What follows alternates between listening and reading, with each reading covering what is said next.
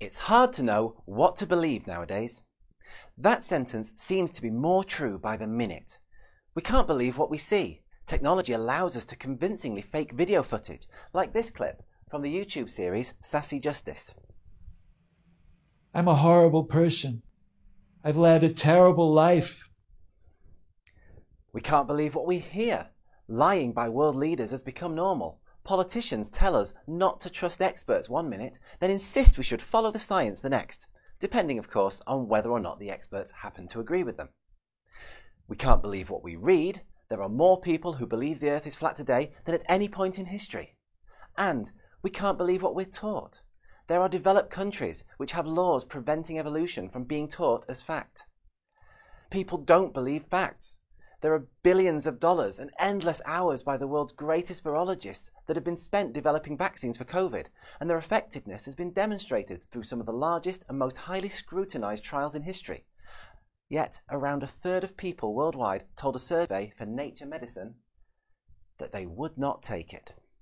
So, how did we get here? When did we reach a point where provable facts are treated as opinions, and unfounded opinions must be respected as fact? The rise of social media has democratized truth. The power of a story or belief is defined by how many people it reaches, rather than its accuracy. In the early days of the internet, this was hailed as a good thing. Dissemination of information would be taken away from a small number of people who control the newspapers and placed in the hands of the people. Of course, it turns out that the people are every bit as untrustworthy as media barons. To understand why this happened, let's take an example of a newspaper story from 10 years ago. In July 2010, the Daily Mail ran the following headline, read for dramatic effect in the style of the average Daily Mail reader. Swimmers plunged into dark after council covers swimming pool windows to protect Muslim women's modesty. This was 2010. At this time, there was something of a mistrust for Muslims. The more right-wing elements of the press had been warning us of the Islamification of Britain for a while. Muslims were the scapegoats for all society's ills, and headlines like this were common. Now, the Mail does have a bit of a history, but it wasn't just the Mail. The Sun ran the headline, "Pool blacked out for Muslim swim." And the Express.co.uk ran the headline, "Swimming pool blacked out to appease Muslims." The headlines did what they were designed to do, invoke anger. I like to think of myself as a pretty inclusive, tolerant person who tries to see the world from others' perspectives. But I saw that headline and thought, that seems a bit much. I mean, it's a little surprising that the swimming pool apparently doesn't have any electric lights. They probably do, and plunged into darkness is just a little exaggeration.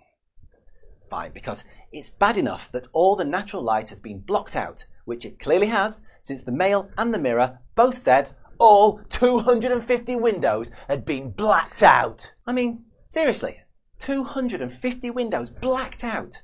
Who wouldn't feel sorry for Pauline Poole, age 65, who said, "I returned to swimming after having a cataracts operation some months ago and was looking forward to looking out on some lovely trees while swimming."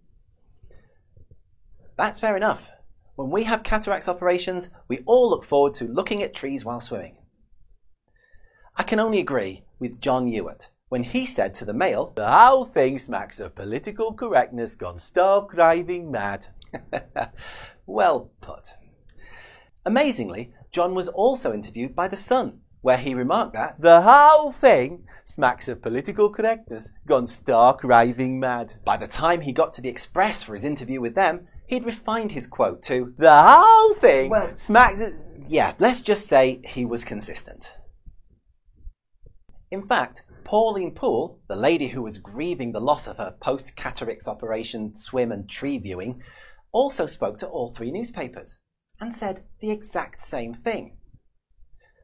The more cynical amongst you might wonder if the newspapers just blindly reprinted the story and quotes from a local newspaper 3 days earlier. But no, clearly they'd done their own research. There was information that didn't appear in the local article. All 250 windows had been blacked out. The Daily Express was so confident in the story that it ran a full-page, front-page headline. "Muslims force pool cover-up." noting that windows frosted to protect the modesty of just a few swimmers. this is absurd. Why should we have to put up with... Hang on. Frosted? The windows were frosted, like in a bathroom. In fact, the article clarifies that the ground floor windows were covered in an opaque film. That's not all 250 windows, and it's not exactly blacked out. Still, it's an unnecessary expense, and Pauline can't look at her lovely trees. Let's read more of this article. Regular users of the pool were furious that the tinted windows... Tinted? What, like made a little darker? Pauline can see her trees! Wait, the ground floor windows have been tinted. Isn't that what all swimming pools with ground floor windows do? This doesn't sound the same as Muslims forcing grannies to swim in the dark. Still, it was those uppity Muslims that insisted on the swimming pool doing what all swimming pools do, wasn't it? The complaints had come mainly from the Muslim community, but non-Muslim women had also objected.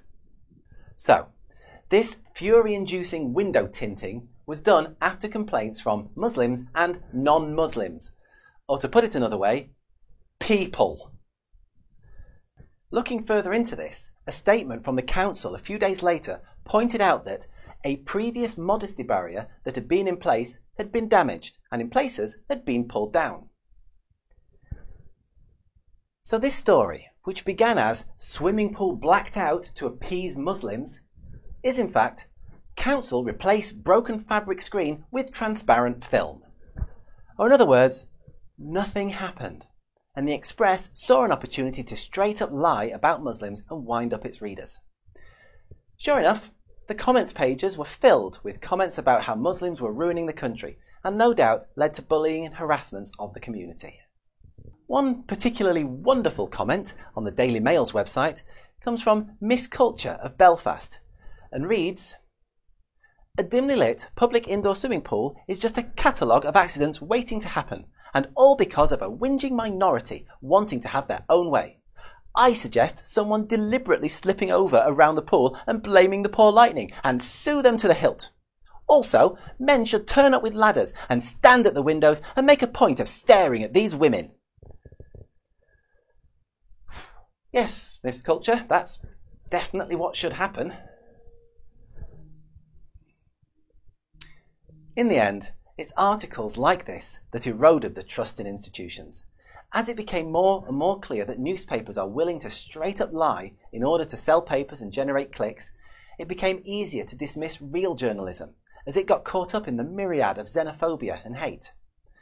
This is a situation Donald Trump exploits daily when he calls every story that calls him out on his behaviour fake news. After all, if the press will lie about Muslims and immigrants, they'll lie about this, right? So, with the trust in the media at an all-time low, people started looking elsewhere for their news. Facebook and Twitter both launched in the mid-2000s, and by the 2010s they had a huge user base. Without a central editor or Rupert Murdoch character to control and twist the news into their own personal agenda, these open platforms seemed a way to share information without fear of censorship. Of course, while real news wasn't censored, fake news wasn't fact-checked, and entirely fabricated stories could spread with nobody to point out their inaccuracies. Social networks make their money by keeping people coming back to their sites. They use data collected from you to sell targeted advertising. The dangers of this forms a whole other assembly, but the upshot is they need you to come back more often. Which stories you see are dictated by an algorithm, which is created through machine learning. It's not created by a human, but through a series of random alterations and testing which judges success by how much time users spend on the site. This algorithm has been most successful when showing users antagonizing views that back up their existing viewpoint. In other words, keep people angry and don't challenge their worldview. This means if I was to look for information on, say, evolution, I would find information about Darwin, about dinosaurs, and about the science. If someone who didn't believe in evolution did the same search, they would find contradicting information suggesting evolution is only a theory and that it hasn't been proved. It isn't, and it has. Misinformation is spread subtly. You're browsing through a newsfeed and a legitimate looking article with the headline, "Doctors told to keep quiet about mask-related deaths," appears. You probably don't click on the article or barely even acknowledge it, but an idea has been planted. Maybe there are mask-related deaths. There aren't, there never have been, and if you were to click on the site, it would be very obvious that it's fake. But the idea has worked its way into your subconscious. Later, when some anti-mask posts appear, you're already a little open to them. This has led to a polarizing of opinions. As people only see extreme versions of their own viewpoints, they become more and more radicalized. Someone who starts out with a healthy skepticism of a particular issue may end up with a very extreme take on it. Flat Earth is a perfect example of this. On the surface of it, nobody should believe that the Earth is flat. We've travelled on planes, we've been to space, we know how day and night works. And yet, the Flat Earth Society is growing. This leads us to a big issue right now, the anti-vax movement. Millions of doctors, nurses and scientists worldwide know vaccines are safe and effective. They've saved millions of lives, and yet a large proportion of the population is opposed to them. The arguments against vaccines are easily disproved, and yet misinformation persists. The number of people believing it is growing. As vaccines are currently our only route out of this pandemic, this spread of misinformation is very dangerous. So, how do we know what to believe? Sadly, there's no simple answer. As we've seen, institutions such as governments and the press are willing to lie to push their agenda. A mass sharing of opinions through social media leads to massive misinformation and conspiracy theories, which in cases like the anti-vax conspiracy are already costing thousands of lives. Ultimately, we need to be skeptical. Question what you're told, but beware, skepticism doesn't mean disbelieve everything. When known experts state something, they're probably worth listening to. Also, question the motives and the feasibility of what's being presented. One of the leading figures in anti-vax is the former Playboy model, Jenny McCarthy. Those who support her insist that Big Pharma, the large, rich pharmaceutical companies, are paying off doctors to pretend that vaccines are safe. Just think about that. Big Pharma has paid off every doctor, nurse, health worker, scientist, world leader and journalist in the world, but they couldn't get to Jenny McCarthy. Someone who got her boobs out for a living has a higher price than all the world's doctors. Right. Most importantly, be willing to change your mind. Studies have shown that we make decisions on our gut instinct and then look for information to back up our decisions. We feel like we arrived at a conclusion after considering the evidence, but we didn't. A willingness to change your sincerely held opinion based on new evidence is a skill more of us need to learn, myself included. With the state of the current world, the rise in populism, climate change and the misinformation pandemic, you are the generation that is going to set the direction of society more than ever. Be the generation that considers the evidence, that changes its mind and maintains a healthy skepticism of what it is told without concluding that everything is a lie. In other words, love with your heart, but use your head for everything else.